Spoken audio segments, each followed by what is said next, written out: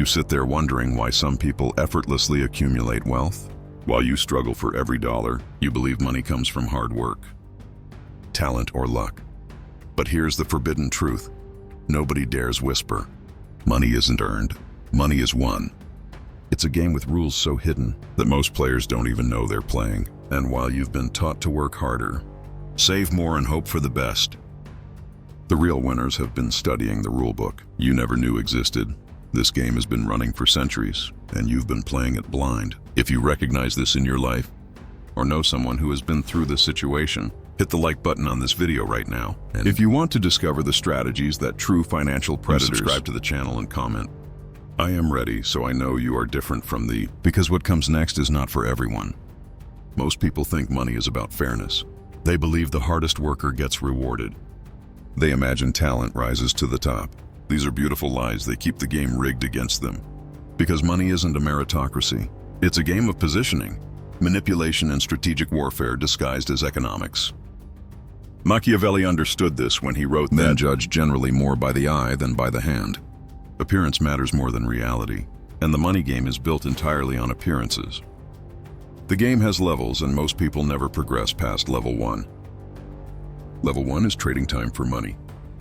You show up, you work, you get paid. This feels like progress, because you see direct correlation between effort and reward. But level 1 is designed to keep you trapped. The harder you work at level 1, the more valuable you become to someone playing at higher levels. Your increased productivity doesn't increase your wealth. It increases their wealth. Level 2 is trading money for more money. This is where you learn about investing, compound interest, and passive income. Most financial education stops here, because it is profitable for the system to have a class of people who understand just enough to feed the investment machine, but not enough to escape it. Level 2 players still follow rules created by level 3 players. Level 3 is trading influence for money. Here you discover that money isn't the most valuable currency. Information is accesses influences.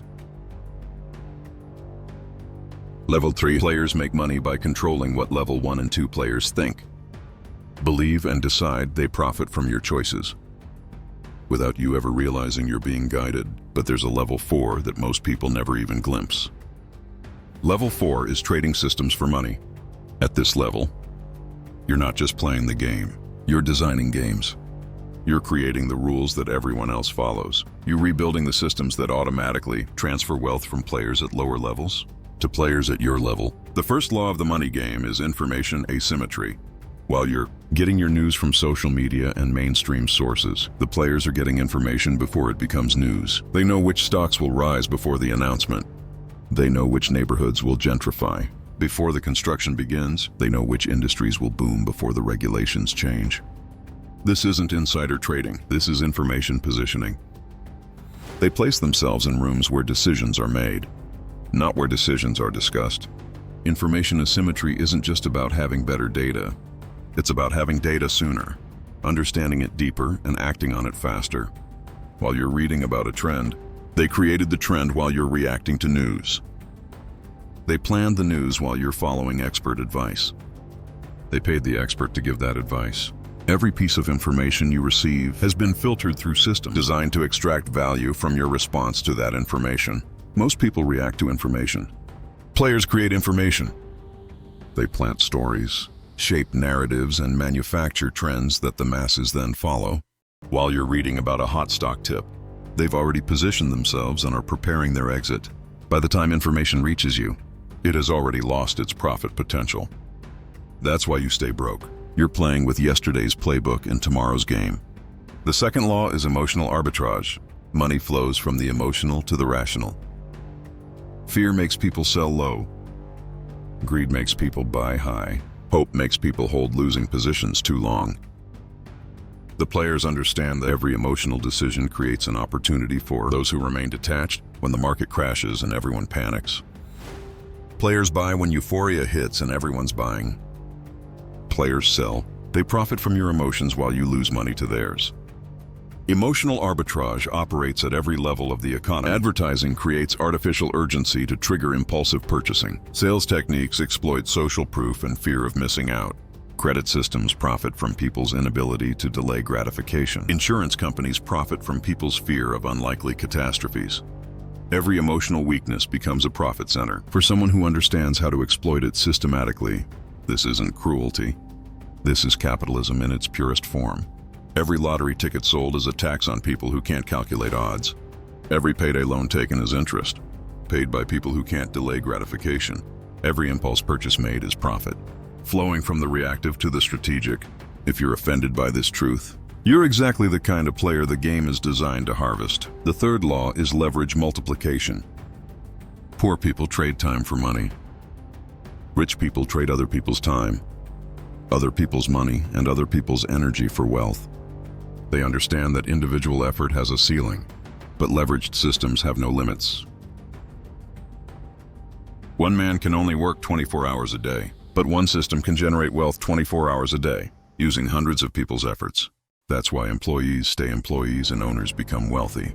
Leverage isn't just about borrowing money, it's about borrowing everything.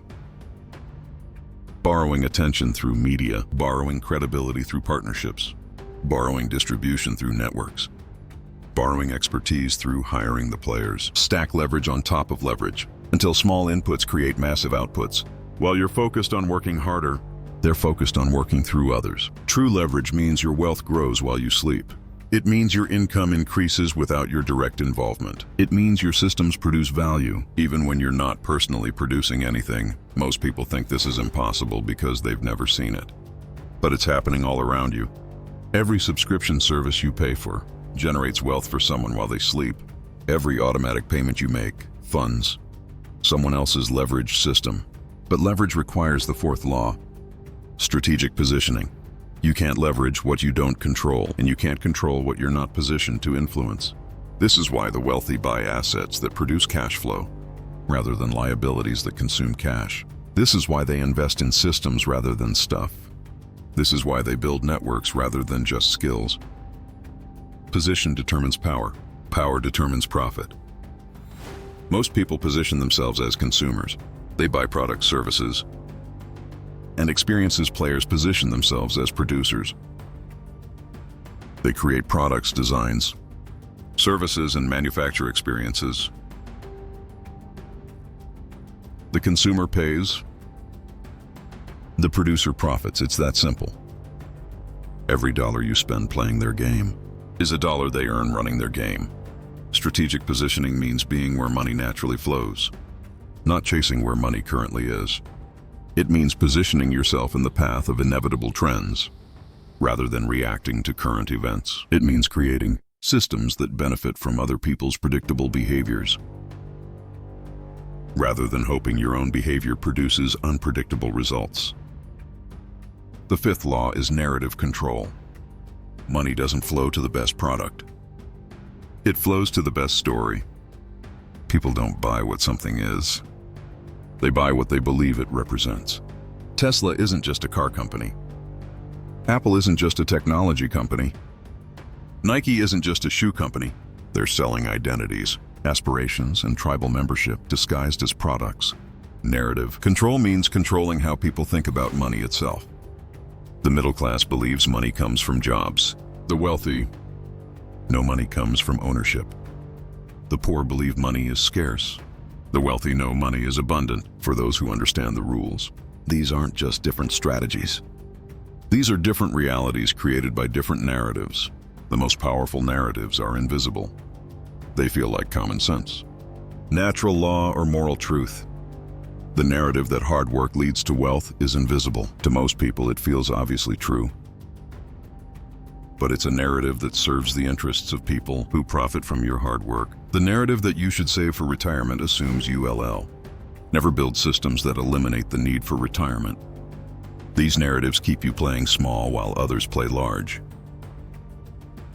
The sixth law is systematic extraction. The game isn't designed for everyone to win.